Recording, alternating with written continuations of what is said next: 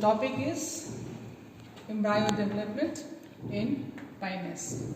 We've already finished up with the male and female development of gametophyte, and so we've come up to the embryo development, which we study in two parts: development of pro-embryo from zygote. The second part is development of embryo from pro-embryo.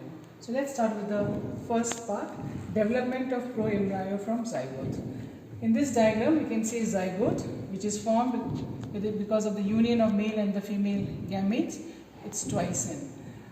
The process is the nucleus of zygote, which is twice N, it moves towards the lower part. Then it undergoes mitotic division. At first it gives rise to two nuclei followed by another two nuclei. So we get a stage which is known as 4-nucleate stage, where there are 4 nuclei. You can just see 2 here in front and 2 at the back. In the next diagram, we can see that each nucleus of the 4-nucleate stage undergoes further division and it gives rise to 8 nuclei. But we can only see 4 in front and 4 is at the back. This is known as 8-nucleate stage. These 8 nuclei then are arranged in 2 tiers, 4 in the upper tier and 4 towards the lower tier, with the formation of wall. So that here we can see there is a long vertical division followed by a transverse division giving rise to 2 tiers. The upper one is known as upper tier, the lower one is called the lower tier. The lower tier cells are complete, whereas the upper tier cells are incomplete because you can't see the cell wall over here. Now this upper tier does not undergo any further division, whereas the lower tier undergoes 2 divisions giving rise to 3 tiers of 4 cells each. So the total number of cells in this particular diagram is 16. So we call it as 16 cell stage, and this is the pro-embryo. These 16 cells are arranged as follows. The lowermost tier is known as the embryonal tier. I mentioned as ET, short form. The upper to embryonal tier is suspensor tier, and I mentioned as ST. Upper to the suspensor tier is the rosette tier, RT, and upper to the rosette tier is the open nutritive tier, NT. The embryonal tier cells will give rise to embryo proper. The suspensor tier cells will elongate and will form the suspensor, which will push the embryo deep inside the endosperm. The rosette tier and the nutritive tiers provide nutrition to the developing embryo.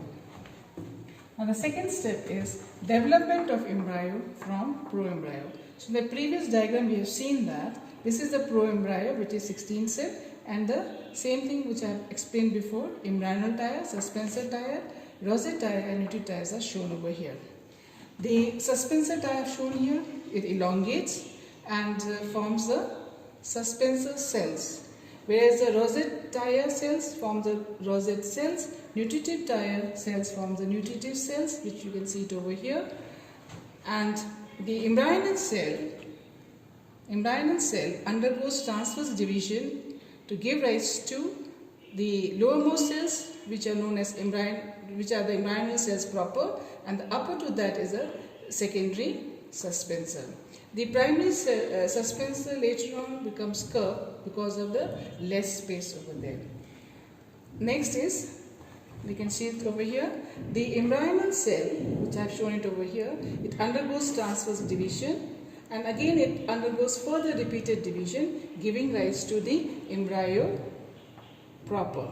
This embryo, which we can see, comprises of suspensor, which is rudimentary. Then we have a arch-shaped structure, which is known as a radicle, and this part is towards the micropylar end. ME stands for micropylar end. Towards the callosal end, CE I have written it, there is the plumule, and then we can also see the cotyledons. The portion between radicle and the plumule is known as the hypocotyl. So this is the embryo which is inside the ovule. I am again showing you the LS of the ovule. when the embryo has been developed, there is some development in the megasporangium. That means the integument, which we have already mentioned, outer, middle and inner. Outer and inner are fleshy, whereas the middle is stony. The outer integument disintegrates. The middle integument, which is stony, forms the testa. The inner integument, which is fleshy, forms the tegmen of the seed coat. And the nucellus, which was there before, it just forms a thin papery structure toward the micropylar end, and now this is known as the perisperm. The most of the tissues or the area is occupied by the endosperm, which provides the nutrition to the developing embryo. The same thing we can see it over here. This is the seed.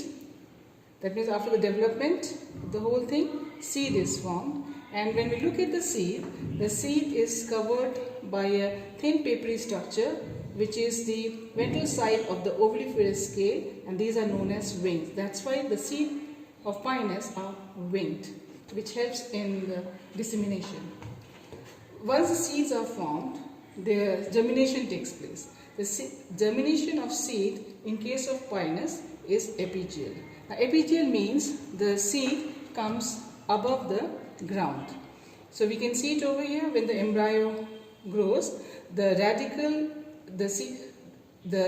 goes down, forming the taproot, whereas the hypocotyl grows and brings the seed above ground. Here the seed is with the seed coat. Then later on the seed coat bursts, and then we get the shoot. That means the plumule comes out and forms the shoot. The shoot comprises of cotyledonary leaves. We can see it over here. First the cotyledonary leaves are formed, and then some spirally arranged primary leaves are formed. These primary leaves later on, as the plant grows, forms the scale leaves.